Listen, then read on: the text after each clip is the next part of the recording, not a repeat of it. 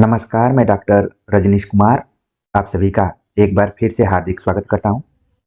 आज के video lecture में हम बात करेंगे ईएमआरएस के पाठ्यक्रम में लगे हुए कवि के तौर पर भारतेंदु हरिश्चंद्र और बद्री नारायण चौधरी प्रेमघन के ऊपर चर्चा करेंगे। जब आप आचार्य रामचंद्र शुक्ल का हिंदी साहित्य का इतिहास पढ़ेंगे तो इन दोनों कवियों का उल्लेख उन्होंने आधुनिक काल के अंतर्गत दो जगहों पर किया हुआ है। प्रकरण 1 पुरानी धारा और प्रकरण 2 नई धारा के अंतर्गत। तो हमने इन दोनों को एक जगह इकट्ठा कर दिया है ताकि आप एक समय में उसको समझ पाए। जब आचार्य रामचंद्र शुक्ल कवि भारतेंदु हरिश्चंद्र के बारे में लिखते हैं तो क्या क्या उन्होंने लिखा है और हमें उन तथ्यों को कैसे परीक्षा के दृष्टिकोण से ध्यान में रखना है, इस पर हम चर्चा करेंगे। पहला पॉइंट आप देख रहे हैं, आचार्य रामचंद्र शुक्ल लिखते हैं कि भारतेंदु जी ने जिस प्रकार हिंदी गद्य की भाषा का परिष्कार किया उसी प्रकार काव्य की ब्रज भाषा का भी। ठीक है, तो ये सवाल पूछा जा सकता है कि किसका कथन है और किसके संदर्भ में। हालांकि संदर्भ में तो नाम पता चल जा रहा है, लेकिन किसका कथन है वो आपको ध्यान में रखना है कि आचार्य रामचंद्र शुक्ल का है। लिखते हैं कि भारतेंदु जी ने जिस प्रकार हिंदी गद्य की भाषा का परिष्कार किया उसी प्रकार काव्य की ब्रज भाषा का भी। देख रहे हैं आप, अंतर विरोध है। जहां भारतेंदु हरिश्चंद्र गद्य की भाषा में हिंदी का एक तरीके से परिष्कार कर रहे हैं, खड़ी बोली का, लेकिन काव्य की भाषा में वो ब्रज भाषा का कर रहे हैं, न कि खड़ी बोली का। इस कथन को आपको अच्छे से पढ़ने की जरूरत है।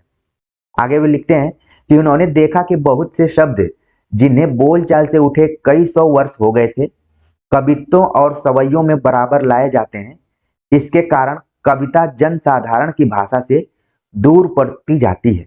बहुत से शब्द जो प्राकृत और अपभ्रंश काल के परंपरा के स्मारक के रूप में ही बने हुए थे, जिसमें कुछ शब्दों का नाम दिया गया है चक्व, भुआल, ठायो, दी, ऊनो, लोए आदि के कारण बहुत से लोग ब्रज भाषा की कविता से किनारा खींचने लगे थे। यानी कि आप देख रहे हैं कि भारतेंदु हरिश्चंद्र युग से, यानी भारतेंदु युग से किस तरीके से गद्य में खड़ी बोली का प्रयोग धीरे धीरे होना शुरू हो गया था और पद्य में ब्रज भाषा प्रयोग में लाई जा रही थी। लेकिन अब धीरे धीरे कवियों को यह आभास होने लगा था कि ब्रज भाषा की जगह हमें खड़ी बोली में कविता लिखना चाहिए। इसीलिए लिखा गया यहाँ पर कि बहुत से लोग ब्रज भाषा की कविता से किनारा खींचने लगे थे, यानी उसे दूरी बनाना शुरू कर दिए थे।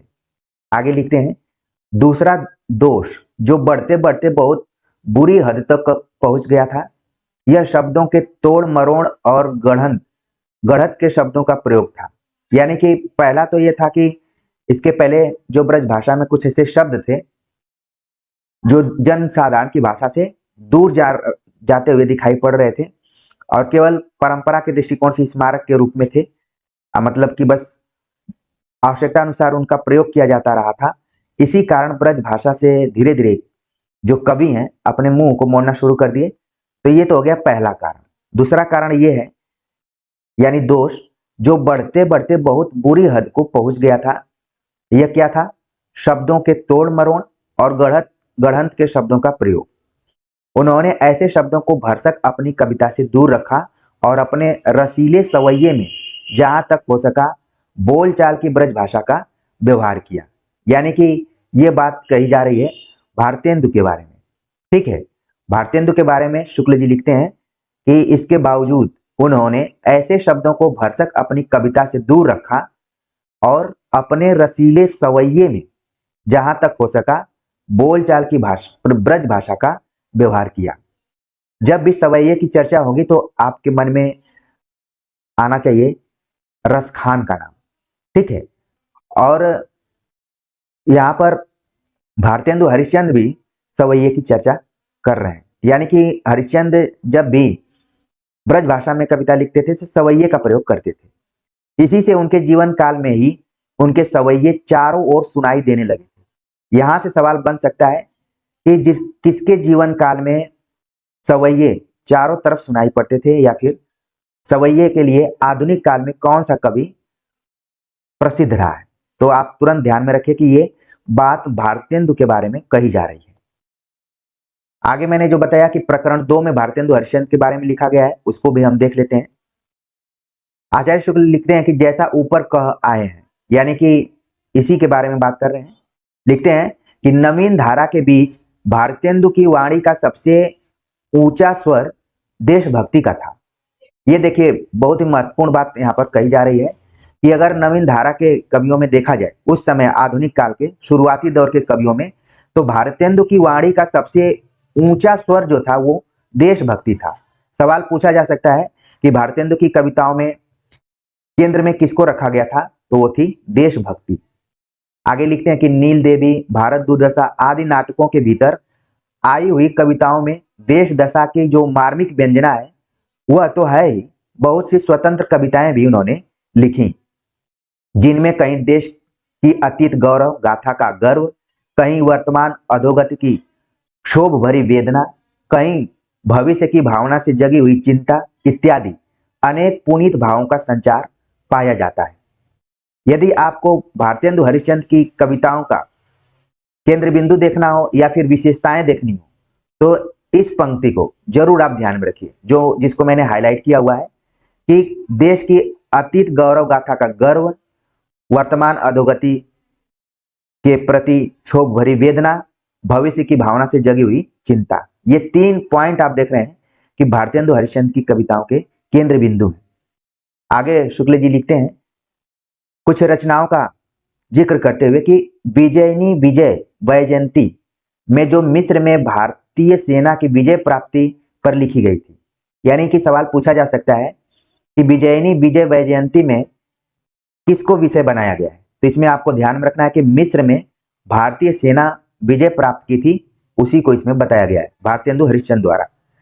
इसमें भी देशभक्ति का स्वर प्रमुख है। देशभक्ति व्यंजक कैसे भिन्न भिन्न संचारी भावों का उद्गार है, कहीं गर्व, कहीं क्षोभ, कहीं विषाद। और लिखते हैं कि सहसन बरसन सब सुनियो, जो सपने नहीं कान, सो जय आरज शब्द को सुन, और फरक उठी सबकी भुजा, खनक उठी तलवार, क्यों आप ही ऊंचे भये आर्य मोक्ष के बार। तो यहाँ पर देखिए इन पंक्तियों को पूछा जा सकता है, क्योंकि भारतेंदु हरिश्चंद्र के बारे में लिखते हुए आचार्य शुक्ल ने बीच बीच में इन पंक्तियों का उल्लेख किया है, मतलब पैराग्राफ के बीच में किया है, तो ध्यान में रखिए, इसीलिए मैंने इसको हाईलाइट किया हुआ है। यहाँ पर एक चीज आपको अंतर दिखाई पड़ रहा होगा कि जब आप आचार्य रामचंद्र शुक्ल का हिंदी साहित्य का इतिहास पढ़ेंगे तो पढ़ते वक्त बड़ा आपको जोर लगाना पड़ेगा, लेकिन इस वीडियो लेक्चर के माध्यम से किस बिंदु को हमें हाईलाइट करके देखना है, किस बिंदु को सामान्य तौर पर देखना है, ये सारी चीजें भी पता चल रही होंगी। जब दोबारा आप रिवीजन करेंगे तो आपकी स्पीड बहुत तेज होगी पढ़ने की, ठीक है। तो इन पंक्तियों को ध्यान में रखिए। आगे है कि प्राचीन आर्य गौरव का गर्व कुछ आ ही रहा था कि वर्तमान अधोगति का दृश्य ध्यान में आया, और फिर वही हाय भारत की धुन जैसी कविताएं इनको लिखनी पड़ी। और कविता इस तरीके से है, हाय वह भारत भुव भारी, सब ही विधि सो भई दुखारी, हाय पंचनद हा पानीपत, अजहू रहे तुम धरनी विराजत, हाय चित्तौर नीलज तुम्हारी, अजहू खरो भारत मझारी, तुम में जल नहीं जमुना गंगा, बढ़हु बेग किन प्रबल तरंगा, बोरहु किन जट मथुरा काशी, धोवहु यह कलंक की राशि। तो आप देख रहे हैं कि इसमें एक तरीके से अधोगति की चर्चा आचार्य रामचंद्र शुक्ल ने की है भारतेंदु हरिश्चंद्र के माध्यम से। भारतेंदु हरिश्चंद्र की कविताओं में भारत की दुर्दशा के बारे में इसी तरीके से चर्चा। इसी तरीके से आपने उनके नाटकों में भी जब वो गीत का प्रयोग करते हैं तो हा हा भारत दुर्दशा देखी न जाई, आवो उरो मिल सब भाई, इस तरीके से पंक्तियां आपने देखी होंगी, पढ़ी होंगी। आगे और बातें करते हैं। चित्तौर, पानीपत, इन नामों में ही हिंदू हृदय के लिए कितने भावों की व्यंजना भरी है, उसके लिए ये नाम ही काव्य है। यानी कि ऊपर की जो पंक्तियां हमने पढ़ी, इनमें आप देख रहे हैं कि कहीं चित्तौड़ लिखा हुआ है, कहीं पानीपत लिखा हुआ है, तो ये जो दोनों जगह है ये कहीं ना कहीं हिंदुओं के लिए समर्पित की गई हैं। इसीलिए आचार्य शुक्ल जब लिख रहे हैं तो लिख रहे हैं कि इन नामों में ही हिंदू हृदय के लिए कितने भावों की व्यंजना भरी है, उसके लिए नाम ही काव्य है। ये नाम एक तरीके से काव्य की तरह है, जैसे पीड़ा ही महाकाव्य है, इस तरीके से आपने पंक्ति सुनी होगी।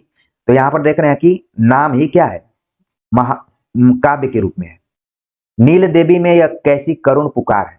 नील देवी भारतेंदु हरिश्चंद्र का एक बड़ा ही फेमस नाटक, और यहाँ पर पंक्ति, जिस पंक्ति का उल्लेख किया जा रहा है, बहुत बार परीक्षाओं में आ चुकी है। कहाँ करुणानिधि केशव सोए, जागत नाही अनेक जतन करी, भारतवासी रोए। ये पंक्ति नील देवी से ली गई है। तो ध्यान में रखिए, कभी कभी पूछ लिया जाता है कि किसके द्वारा लिखी गई है, कवि कौन है। अब पूछा जा सकता है कि कहाँ से इसको लिया गया है, किस नाटक से लिया गया है। तो नील देवी से ध्यान में रखिए।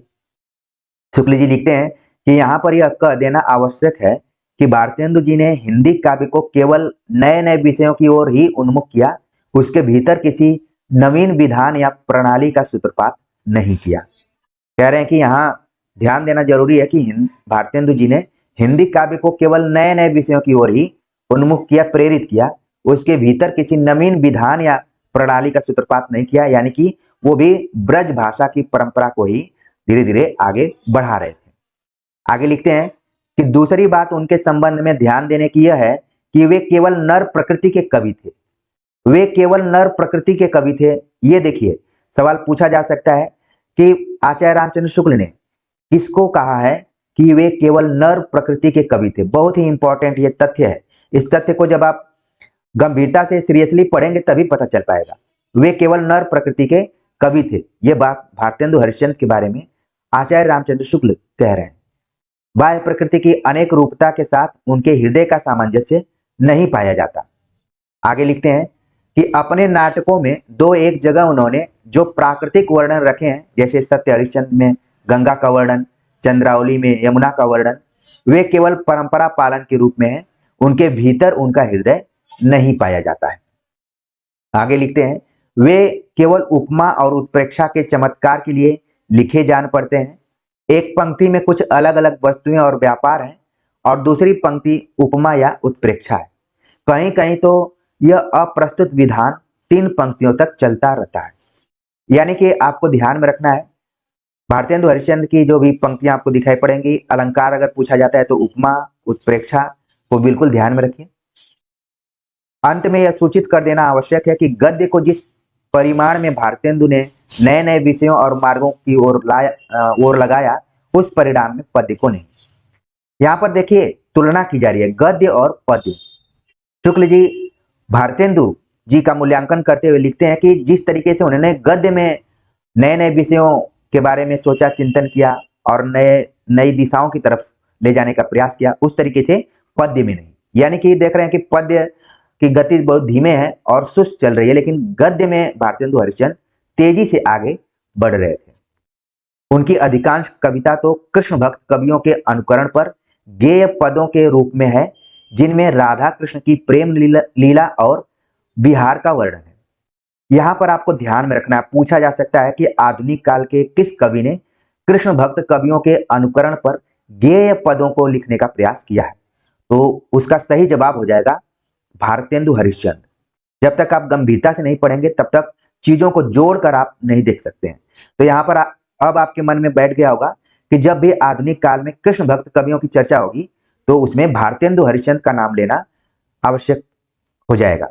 आगे वे लिखते हैं कि श्रृंगार के कवित्व सवैयों का उल्लेख पुरानी धारा के अंतर्गत हो चुका है।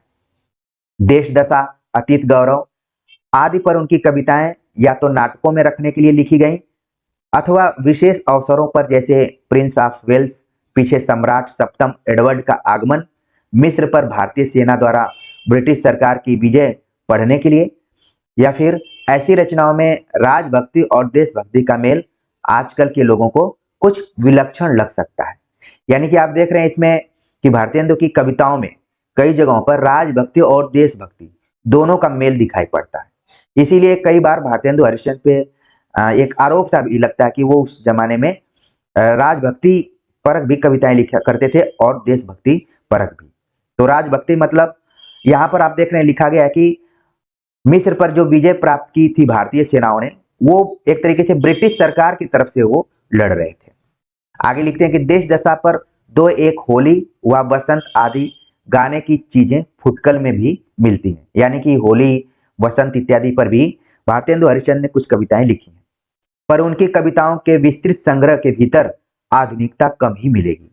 जितनी आधुनिकता गद्य में मिलती है, शायद उतनी आधुनिकता पद्य में भारतेंदु को नहीं मिली है। लिखते हैं, गाने की चीजों में भारतेंदु ने कुछ लावनिया और ख्याल भी लिखे जिनकी भाषा खड़ी बोली होती थी। ठीक है, तो ये भी सवाल पूछा जाता है कि भारतेंदु हरिश्चंद्र, या फिर पूछा जाता है कि लावनिया या ख्याल के लिए कौन जाना जाता है। तुरंत नाम आता है भारतेंदु हरिश्चंद्र। भारतेंदु हरिश्चंद्र को अमीर खुसरो से भी जोड़कर देखा जाता है, जो उन्होंने पहेलियां मुकरियां लिखी हैं आदिकाल में, वो काम भारतेंदु हरिश्चंद्र ने आधुनिक काल में किया है। ये सारी चीजें जो मैं बता रहा हूँ परीक्षाओं में कई बार पूछी जा चुकी हैं। तो ये तो बातचीत रही भारतेंदु हरिश्चंद्र की। अब आपके सिलेबस में लगे हुए हैं उपाध्याय बद्री नारायण चौधरी प्रेमघन जी। तो इनका भी उल्लेख उसी तरीके से किया गया है, दो जगहों पर, प्रकरण 1 में भी किया गया है और प्रकरण 2 में। तो दोनों को मैंने एक जगह कलेक्ट कर लिया है। लिखते हैं शुक्ल जी कि प्रेमघन जी भी इस प्रकार की पुरानी कविता किया करते थे, यानी भारतेंदु जी की तरह। और लिखते हैं कि चर्चा चलिबे की चलाइए ना को लेकर बनाया हुआ उनका यह अनुप्रासपूर्ण सवैया देखिए। अच्छा, देख रहे हैं कि च वर्ण की क्या हो रही है, आवृत्ति हो रही है, इसीलिए कहा गया अनुप्रासपूर्ण सवैया। और एक उदाहरण यहाँ पर दिया गया है, और इस उदाहरण को आपको ध्यान में रखना है कि बगियान बसंत बसेरो कियो बसिए ते ही त्याग तपाइए ना।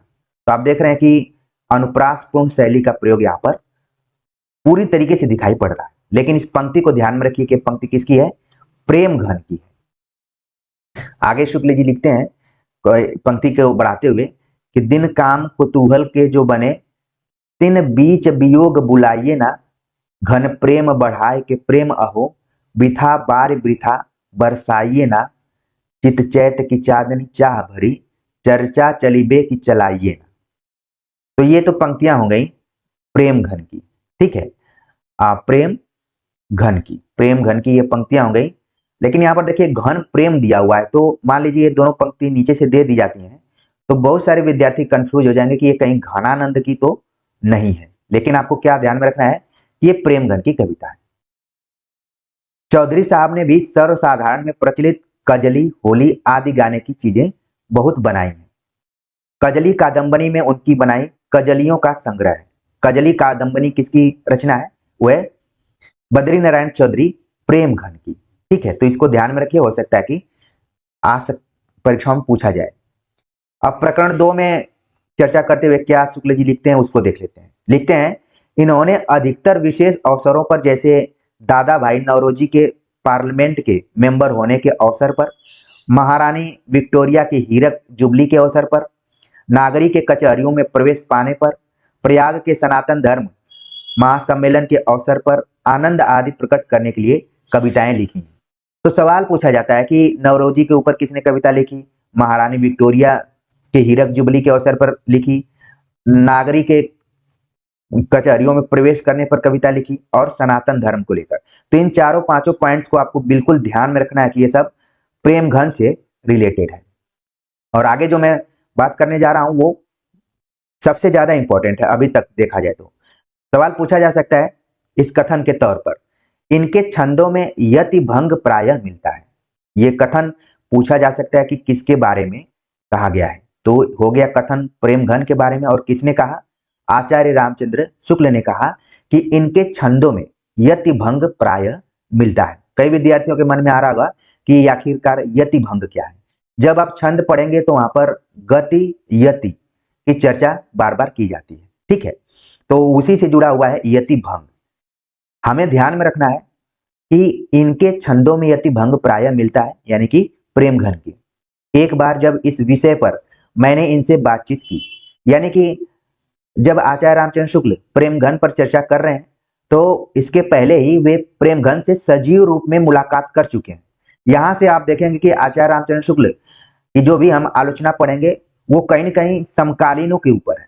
अगर हम आदिकाल से लेकर रीतिकाल तक के कवियों को देखें तो आचार्य रामचंद्र शुक्ल अपने पूर्ववर्ती इतिहास ग्रंथों को आधार बनाए, लेकिन आधुनिक काल में आकर इन्होंने अपने समकालीनों के बारे में लिखा तो उनसे कभी कभी सजीव रूप से बातचीत करने का भी इनको मौका मिलता था। और लिख रहे हैं कि एक बार जब इस विषय पर यानी यतिभंग पर। मैंने इनसे बातचीत की तब इन्होंने कहा, मैं यतिभंग को कोई दोष नहीं मानता, पढ़ने वाला ठीक चाहिए। तो मान लीजिए ये सवाल पूछ लिया जाए कि किसका कथन है, तो ये तो कथन हो गया प्रेमघन का। ठीक है, कि मैं यतिभंग को कोई दोष नहीं मानता, पढ़ने वाला ठीक चाहिए। ठीक है, तो प्रेमघन का ये मानना था। आगे है कि देश की राजनीतिक परिस्थिति पर इनकी दृष्टि बराबर रहती थी। ऊपर बताया भी गया, देश की दशा सुधारने के लिए जो राजनीतिक या धर्म संबंधी आंदोलन चलते रहे, उन्हें बड़ी उत्कंठा से परखा करते थे।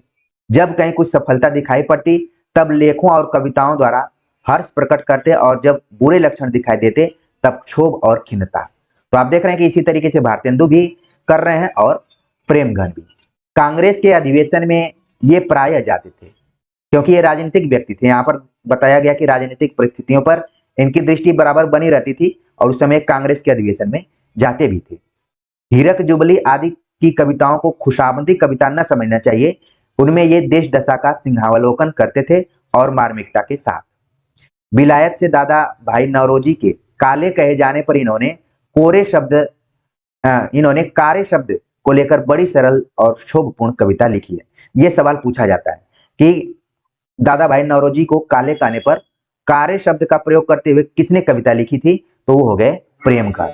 और कुछ पंक्तियां यहाँ पर दी गई हैं कि अचरज होत तुमहु सब गोरे, बाजत कारे, तासो कारे कारे शब्द हूं पर हैं वारे, कारे श्याम राम जलधर जल बरसा बरसन वारे।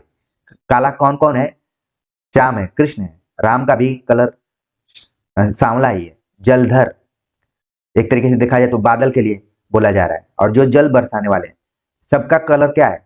एक तरीके से काला है। कारे लागत ताही सो कारण को प्यारे, फिर भी ये सब प्यारे लगते हैं। याते नीको हैं तुम कारे जाहू पुकारे, यह आशीष देत तुमको मिली हम सब कारे, सफल होई मन के सबही संकल्प तुम्हारे। तो एक तरीके से गोरे यानी अंग्रेजों के लिए कविता लिखी गई है कि जिसको काले का अगर आप कह रहे हैं, उनका महत्व क्या है हमारी संस्कृति और सभ्यता में। आगे लिखते हैं कि हीरक जुबली के अवसर पर लिखे हार्दिक हर्षादर्श। ये सवाल पूछा जाता है किसकी रचना है, तो हीरक जुबली के अवसर पर इन्होंने लिखा, और देश की दशा का ही इसमें वर्णन किया गया है। देश की दशा का वर्णन कैसे किया गया है?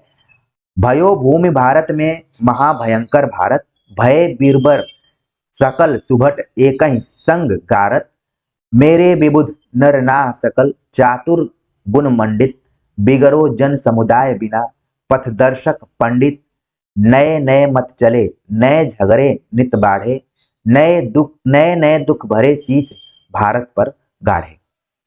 आगे प्रेमघन के बारे में और भी कुछ महत्वपूर्ण चीजें हैं कि प्रेमघन जी की कई बहुत ही प्रांजल और सरल कविताएं उनके दोनों नाटकों में है। यानी दो नाटकों की चर्चा यहाँ पर की जा रही है। पहला जो नाटक है वो है भारत सौभाग्य। नाटक चाहे खेलने योग्य न हो, पर देश दशा पर वैसा बड़ा अनूठा और मनोरंजक नाटक दूसरा नहीं लिखा गया। उसके प्रारंभ में अंकों में सरस्वती, लक्ष्मी और दुर्गा, इन तीनों का वर्णन किया गया है। भारत सौभाग्य में इन तीनों देवियों के भारत से क्रमशः प्रस्थान का दृश्य बड़ा ही भव्य है। इसी प्रकार उक्त तीनों देवियों के मुख से विदा होते समय जो कविताएं कहलाई गई हैं, ये भी बड़ी मार्मिक हैं। कैसे हैं? हंसारूढ़ा सरस्वती के चले जाने पर दुर्गा कहती हैं, आज लौ रही अनेक भांति धीर धारी कै, पैन भाव मोही बैठनो तुम मौन मारी कै, जाति हाँ चली वहां वहीं सरस्वती गई जहां। तो दुर्गा जी इस बात को कह रही हैं सरस्वती के जाने के बाद। आगे है, उद्धृत कविताओं में उनकी गद्यावली चमत्कार प्रवृत्ति नहीं दिखाई पड़ती। अधिकांश कविताएं ऐसी ही हैं, पर कुछ कविताएं उनकी ऐसी भी हैं जैसे मयंक और आनंद अरुणोदय, जिनमें कहीं लंबे लंबे रूपक हैं और कहीं उपमाओं और उत्प्रेक्षाओं की भरमार है। तो कहीं ना कहीं ये अपने समकालीन भारतेंदु हरिश्चंद्र से भी प्रभावित हैं, क्योंकि हमने वहां पर भी देखा कि उपमाओं और उत्प्रेक्षाओं की चर्चा की गई थी। तो इस तरीके से हमने इस छोटे से वीडियो लेक्चर में भारतेंदु हरिश्चंद्र और बद्री नारायण चौधरी प्रेमघन के कवि रूप को देखा और उसके अंदर की बातों को भी समझा। उम्मीद है कि आप सभी को ये लेक्चर पसंद आया होगा। कमेंट्स कर जरूर बताइएगा और लगातार अपनी तैयारी करते रहिए, पढ़ते रहिए। मिलते हैं एक नए टॉपिक के साथ, तब तक के लिए